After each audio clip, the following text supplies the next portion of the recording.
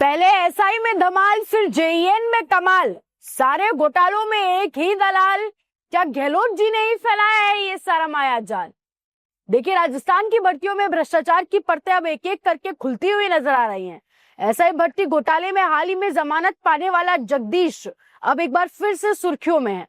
लेकिन इस बार मामला सिर्फ एसआई तक सीमित नहीं है।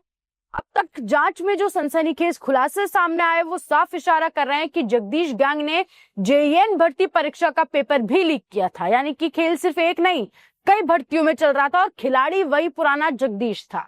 जेईएन से एईएन तक लीक का पूरा सफर अगर आप समझ सकेंगे तो समझ पाएंगे। जेईएन भर्ती 2020 में पहले पेपर लीक किया गया। 2020 में मामला उजागर होने के बाद परीक्षा को रद्द कर दिया गया। लेकिन कहानी यहीं पर खत्म नहीं हुई।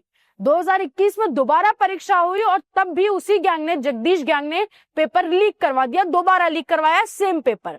इस लीक का फायदा उठाकर कई अभ्यर्थियों को मोटी रकम लेकर पास कराया गया। और यही नहीं, कुछ उम्मीदवारों को तो पहले जेईएन और फिर बाद में प्रमोशन के जरिए एईएन तक पहुंचा दिया गया। जांच में यह भी सामने आया कि 20 लाख रुपए तक की डील एक छात्र से हुई और पूरा खेल करोड़ों तक का था।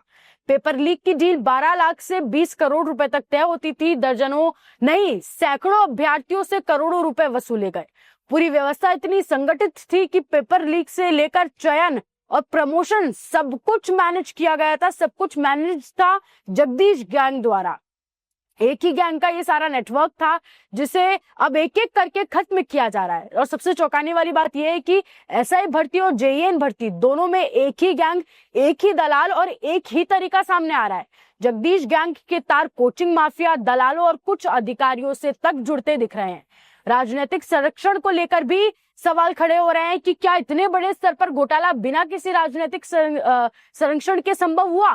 क्या गहलोत सरकार के कार्यकाल में ये माया जाल फैलाया गया? क्या उनकी नजरों में ये सब कुछ नहीं था? और क्या जांच सिर्फ मौरे पकड़कर रुक जाएगी या फिर असली चेहरे भी सामने आएंगे?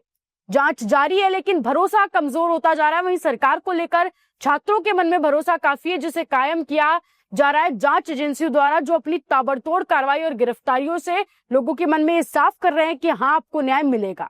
एसओजी की जांच में लगातार गिरफ्तारियां हो रही हैं, लेकिन जनता के मन में अभी भी एक ही सवाल है कि इतने साल तक ये सब कुछ चलता कैसे रहा? किसी और को क्यों दिखाई नहीं दिया?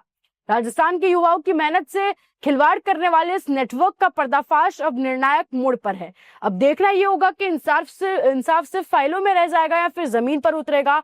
और जिन बड़ी मछलियों की या कई बड़े मगरमच्छों को पकड़े जाने की बात हो रही थी, उसका सबको बेसब्री से इंतजार है। आप इस पूरे मामले पर क्या कहेंगे? कमेंट सेक्शन में आपकी राय जरूर बताएं और ऐसे जुड़े रहें राजस्थान उनके साथ।